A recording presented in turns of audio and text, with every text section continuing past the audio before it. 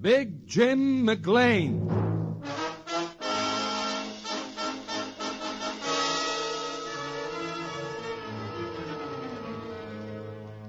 This is John Milton Kennedy speaking, and bringing you the dramatized report of an investigator for the Senate Committee on Un-American Activities. The personal journal of a man and his job.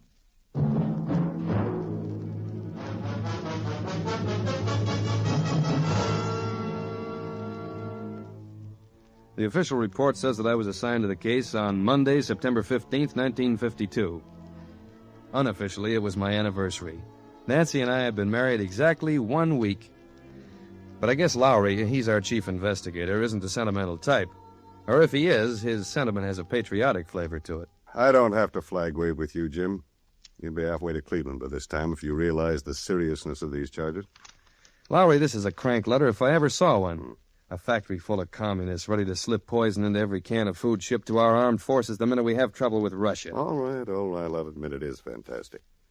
But the National Food Products Company shipped thousands of tons of canned goods overseas during the war years, not to mention what it turned out for civilian consumption. And any sort of trouble there during the period of national emergency could be costly.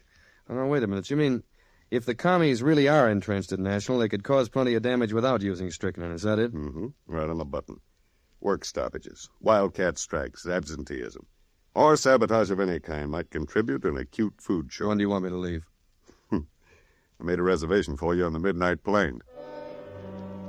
I guess I'm not the first 6'4" guy who's ever been afraid of a 5'4" wife. I walked down Pennsylvania Avenue on the way home, hoping that a sight of the White House might give me inspiration. But by 10 o'clock that night, I still hadn't figured out how a guy can tell his wife of 1 week that he has to leave town.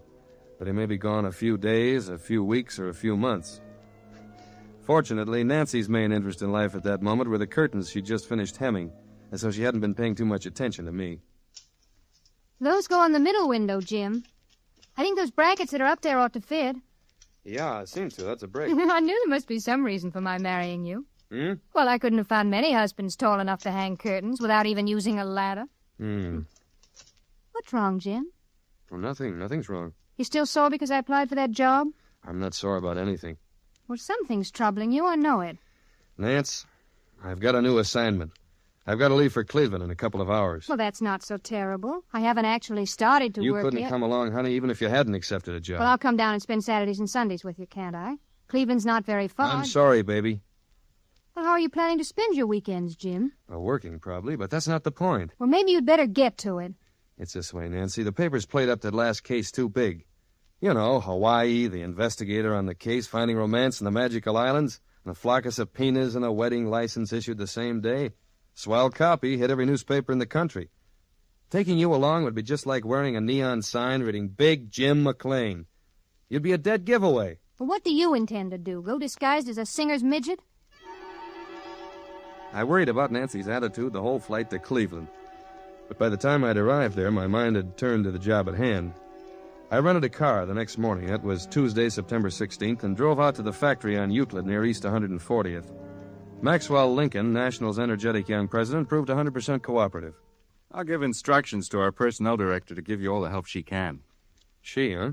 Young and pretty, too, but don't let that fool you. Sally Combs majored in economics and business management at Chase University. Graduated with highest honors. Miss Wilson, get Miss Combs on the line. Would you mind holding it for just a second, Mr. Lincoln? Oh, sure. Never mind, Miss Wilson. Yes? I was just a little afraid of what you might tell her. You see, I'd like my identity and official position to remain a secret between the two of us for the moment, Mr. Lincoln. Oh, of course. I'm registered over at the Holland Hotel under the name of Jim Masters. And if anyone inquires there, they'll be told that I'm a bachelor who's lived at the hotel for years. It's just a little precaution. Oh, I understand, and I wish you good luck in your work. But frankly, I hope you can't find a single communist in our whole plant. Nothing would make me happier, Mr. Lincoln. It seemed like a 10-mile hike to the North Administration Building where the Personnel Department was located. And when I got there, I had a real shock waiting for me. Seated behind an impressively large desk was a girl who looked almost enough like my Nancy to be her twin sister. Won't you have a seat, Mr. Masters? Even her voice. Is anything wrong? I guess I was just thinking of something else. Well, Mr. Lincoln said you were preoccupied with the job you're doing. Yeah, that's it, Miss Combs. He warned me not to ask any questions. But I can't help wondering if you're not doing this in connection with some sort of magazine article, or something like that. It's along that line, kind of. Well, I'll do what I can. But so far as I know, there certainly isn't any organized communist group within the plant. Well, are there any individuals that you feel might have communist leanings? Well, I wouldn't want to accuse anyone without proof. Well, there's a man named Pete Chernak, who's foreman of Central Shipping. He's always agitating for something or other. I'd like to talk to him. Can I get around the factory without causing suspicion? I'll pin this little badge on you. That ought to do it. Time study researcher. Makes me sound important. I hope Pete Chernak won't give you a false impression of our company family. He's got a very bad leg. He drags along. I'm afraid it's made him rather bitter and surly.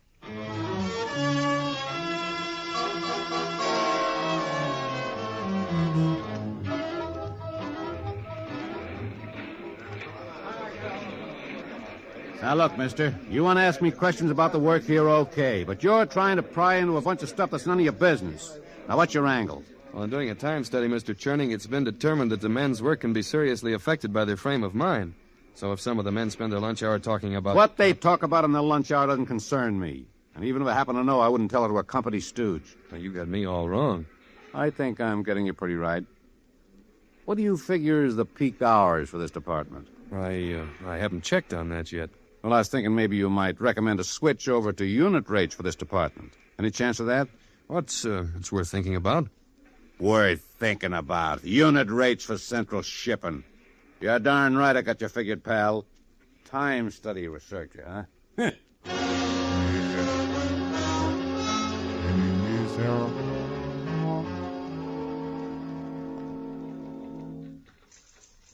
Chernak was a little rough on you, eh? If I have to depend on him for information, I'll hand in a ream of blank paper. Well, maybe these will help.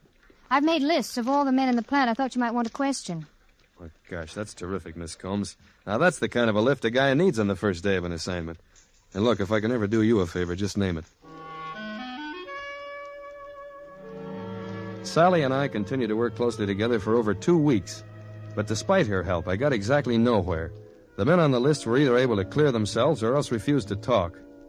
I'd hoped to clean up the case without calling on the character who'd sent that poison pen letter, because his reputation was about as wholesome as the odor of cheap whiskey and stale beer that emanated from his saloon on St. Clair Avenue, not far from the plant. But I was up against it. I arrived at Nick Rennert's Bar and Grill about 11 a.m. on Friday, October 3rd. But it took a long time to find out the reason for Nick's sudden patriotism. All right, so I got a few black marks against me. That's why I figured if anyone caught wise that all them commies from over at National are making this their hangout, I might have my license yanked. According to the records, you've gotten out of tougher spots, Nick. Yeah, but these guys ain't worth taking no risks for, sitting around all evening chewing a rag. Guys like that cripple they call Pete, yelling so loud they chase out all the other customers. Is Pete Chernak the one they said planned to poison the food sent to our armed forces? Nah, he wasn't here that night. It was a fella called Snyder, or Schneider, something like that. Sam, his first name is. Well, what did he actually say, Nick? Well, the guy don't remember exact words for so long. But a bunch of them commies was talking about how Russia could lick this country without a speck of trouble. One of them said, sure, they had twice the number of A-bombs we had. What was the name of the man who said that? Well, I don't know the rest of them by name, but it was this guy Sam who claimed that no bomb ever invented could take over a country, that an army really had to move in with troops. Yes? So some other joker makes a crack about the U.S. infantry, and Sam says they ain't got nothing to worry about in that quarter, that the U.S. would be buying a lot of food from National in the next war, too, and that an army marches on its stomach.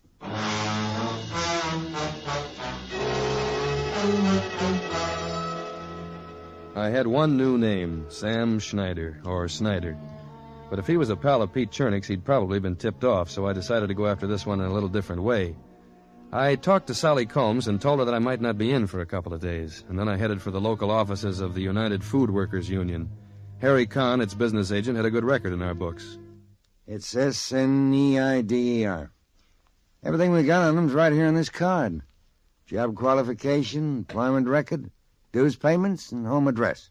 Is Richmond Road near here? No, it's pretty far around. Sorry I can't tell you much about him, but he's a transfer from a California local. He's only been here since June of last year. Worked about a month over at Etna Canning on the west side and got a job at National. Well, what's this all scratched up here on the card? Oh, he changed job qualification and departments a few weeks ago. Went from inspection to central shipping.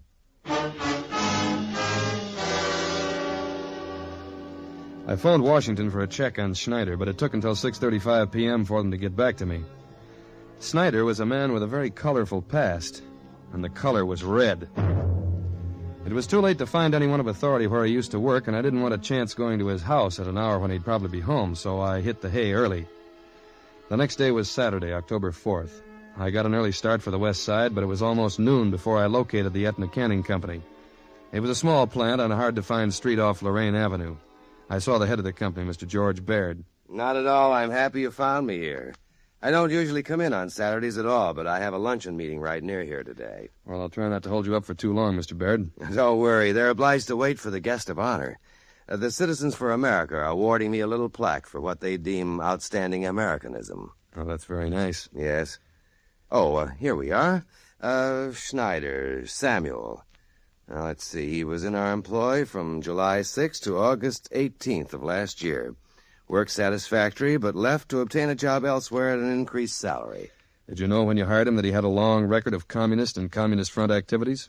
It's very difficult for a small plant like ours to obtain good help, but if I'd known it, I certainly wouldn't have hired him. I'm sorry, there's nothing I can tell you that might serve as a constructive contribution to your work. You've been very cooperative. I'm sorry I held you up. Oh, and congratulations on the honor that's being given you. Thank you. You know, it's too bad a few more people don't hand out plaques instead of throwing brickbats.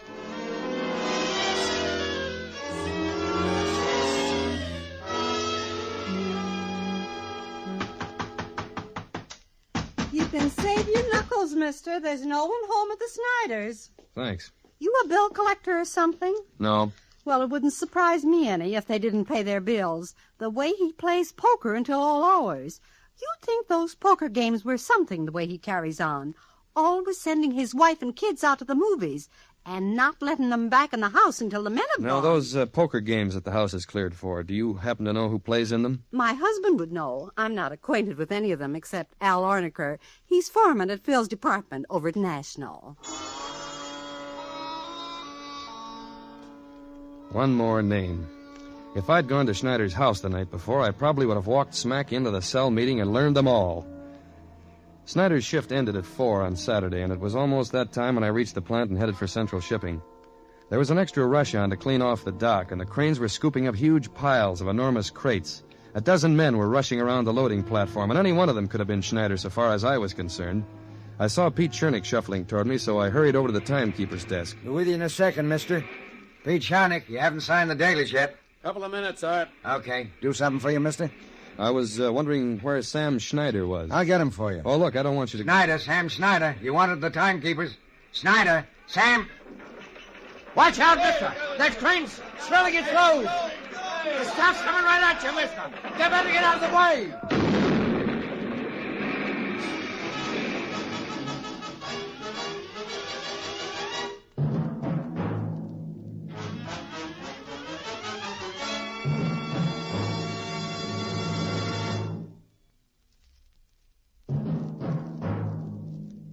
And now back to our story of Big Jim McClain.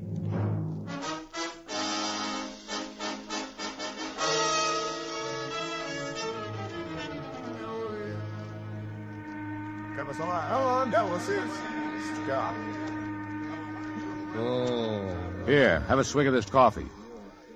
So you found a way to shut me up, eh, Chernick? You aren't hurt. I feel as though every one of those crates had hit me head on. The only thing hit you was Shernick. If he hadn't taken a flying tackle, you'd be nothing but a grease spot by now. I see. Run along, Art. No use both of us being late for dinner. Okay, see you Monday, Pete. Night, mister. Oh, I'm sorry I jumped to conclusions, Pete. I'd like to thank you. I don't want your apologies, and I don't want your thanks. I still don't like snoopers, see? Why'd you save me? Because I got smashed up in an accident before you were born. When I got this job, I swore nobody'd ever get hurt here as long as I was foreman. The guy who caused that accident got booted out of the West Gate while you were still listening to birdies. Well, there wasn't any accident. I think you know it. I don't know anything of the sort. What are you trying to hand me? The pattern's a pretty familiar one, Pete. You recognized me as an investigator for the committee my first day here, and you passed the word along to the boys. But when Schneider heard me paging him, he sort of lost his head. You saved the day by sending him packing before I could bring any charges against him. That might have brought a little too much out into the open. That's what you think, huh? Well, it was Schneider, wasn't it? Yeah. And do you deny that you hold a party card, number 45720? Okay, so I've got a card. But I joined way back, after my accident. The guys I worked for gave me the boot even before I was out of the hospital. And the communists were the only ones who put up a squawk for me. Seems to me, from what I've been able to find out, that National did more for you than just squawk. The old man Lincoln was the only one to give me a job. I'll admit that. But you're willing to see the party destroy the plant he built and that his son runs now. I wouldn't do anything against the old man's son. But you're letting your imagination run away with you. There's no communist plot to destroy the plant. The only way we can be sure is to check on everyone. Now, I want you to tell me the names of everyone in your cell. Oh, what do you want from a guy? I've admitted I'm a party member, but I'm not ratting on my friends. Okay. But when you get home, you just think about the kids who've lost legs, and some of them 2 arms, while fighting the commies in Korea. Now, here, this is where you can reach me if you change your mind. I was too wobbly to start combing the city for Schneider, and besides, I know how the party works. By that time, I couldn't have found him with a telescope from the Mount Palomar Observatory. I didn't feel like food, so I went back to the hotel and straight up to my room.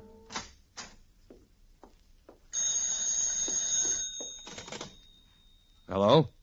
Jim, are you all right? Oh, yeah, I'm okay. I would have come up to your office to see you afterwards if I'd known that you'd heard about it. I hope I didn't worry you, Sally. Sally? Sorry to disappoint you, Jim. Nancy? Yes, your loving bride. It's nice of you to remember me. It's been over a week since I got your last letter, and I've been worried and lonely. Apparently you aren't. Who's Sally? Well, Sally happens to be a girl Well, that I could have guessed that. Now listen, Nance. So you didn't want me to come to Cleveland even for weekends. Someone might recognize me. And I swallowed all that. Well, have fun, Jim. I intend to. Now, Nancy, let me... Nance! Stubborn little idiot. Yes? Jim?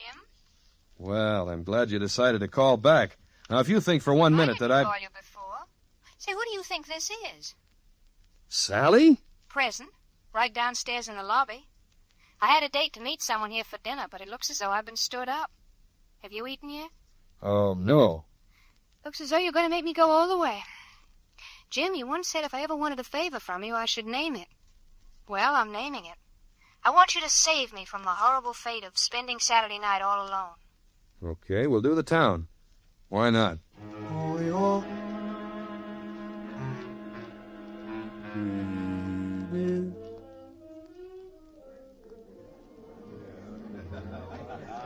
Gosh, it's been a scrumptious evening, Jim. You like this place? Well, it's fine if you don't mind not being able to see 6 inches in front of you. They sure save money on electricity here. Yeah, I wish you wouldn't giggle like that, Sally. You don't like girls who giggle. Well, that's just it, I do. And I'm having enough trouble remembering that you just look like another girl who giggles. I wish you'd stop talking in riddles and relax for about 2 minutes. 2:30 in the morning's no time to start relaxing. Maybe it's the witching hour, Jim. It's time I confessed that no one stood me up tonight. I came to the hotel on the chance I'd find you in, not tied up for the evening. You're going to make me very conceited. Why shouldn't a girl have a right to make pretty speeches? We can confine our relationship to business after tonight if that's the way you want it. But, Jim, I've got to tell you that you're the most attractive man I've ever... You're a mighty attractive gal, too. Kiss me, Jim, just Oh, once. look, Well, you know, this is pretty doggone hard to say, but... Well, here, take a look at this. James McClain, Investigator, Senate Committee on Un-American Activities. I had to use an alias. That's my name, I live in Washington, and I'm married. I'm sorry if I've hurt you. It isn't your fault. You never gave me any encouragement. Maybe you can get some satisfaction out of knowing that you may have helped your country a little, Sally. That tip-off on Pete Chernick that you gave me the first day could pay off. I've got a sneaking idea that I'm going to get a call from him at the hotel, and I'm hoping it'll give me some real information. I'm glad I was able to help, Jim. And now, if you don't mind, I'll take a taxi home. Alone.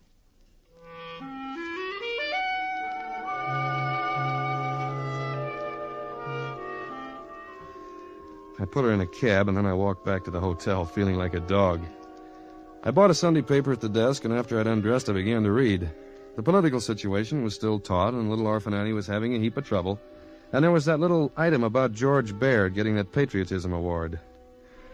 Oh, those Sunday papers are sure big. It was almost 5 when I turned out the light and started to climb into... Who is it? Chernick. Pete Chernick, Jim. Pete, what's happened to you? No, someone must have heard us talking together. Figured I'd tell you what you wanted to know. About an hour and a half ago, they came to my house and dragged me out of bed, drove me way out the country, and beat me up. Well, I got away, and they chased me for a while, but I gave them a slip in the darkness. I'll tell you anything I can, Jim. You call the shots. Who's the top brass in the party, Pete? Who's been planning the strategy at the plant? I don't know that. They hold special meetings on Sundays, but I don't know where or who goes to them. You see, I've never been willing to blindly accept everything they hand down from the top, so I guess they've never really trusted me. Well, how many party members are there working at National? I don't know that either, but I could pick out most of the names if I saw them. Well, then let me slip into some clothes, and we'll go on down to the plant and check through the personnel files. Now? Well, I'd rather not have to ask Sally Combs for any more favors. She won't be there on Sunday. Besides, time might be important, very important.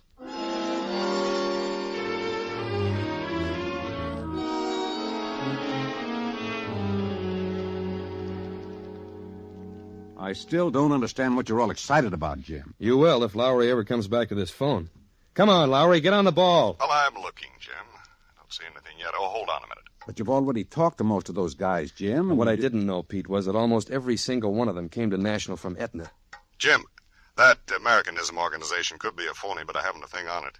Nothing in the files in George Baird either. Well, there's got to be something. Did you look in the cross-index? Look, Jim, the closest thing I have to a name like George Baird is a Bert George, and I don't think he's your man. Why not? This guy was a college professor who got kicked out a couple of years ago for putting some things in the text that didn't belong there. Now, there's no possible connection with the operator of a small canning factory.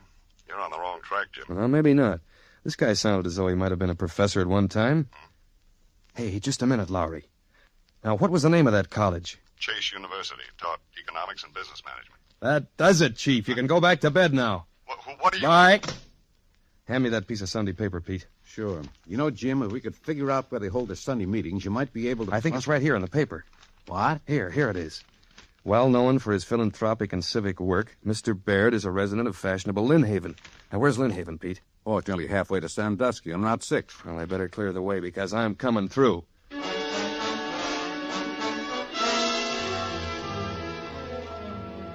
Oh. You fellas get over there on the side there. Oh, get around there. Come on, Kate. That's right. Hal, my men have the house surrounded, Mr. McClain. Pretty fancy house for a small factory owner, isn't it, huh? Yeah, sure right. So wait a minute. Here. Yeah, this key ought to work. Now, wait, Dick. Are you sure you don't want a gun? I'll let your boys handle that end of it. I've got my camera loaded. Yeah. Here goes. Jim, what are you... What right have you to force your way into All right now. Get your hands away from that file, Mr. Baird. Everyone stay put. Stand still. I've got a search warrant.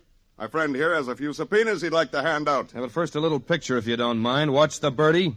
Why, you... Thank you. Now, just try to talk your way out of that evidence.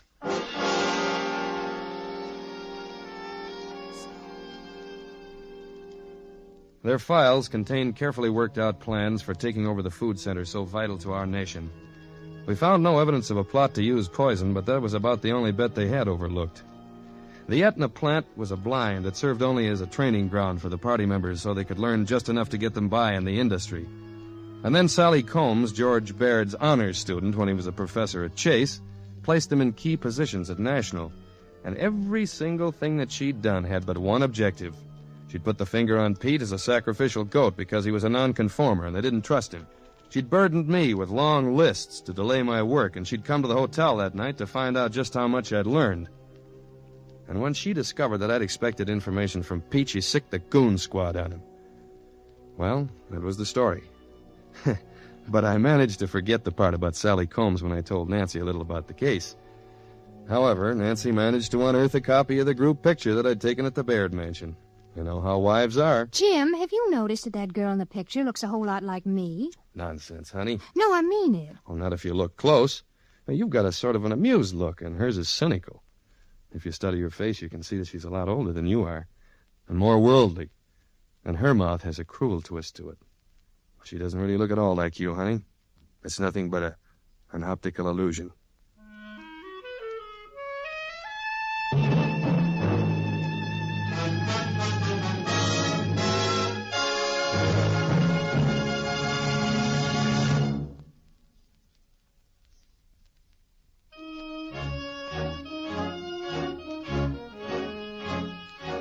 Any resemblance to actual people or organizations was entirely coincidental, but our story was based on fact.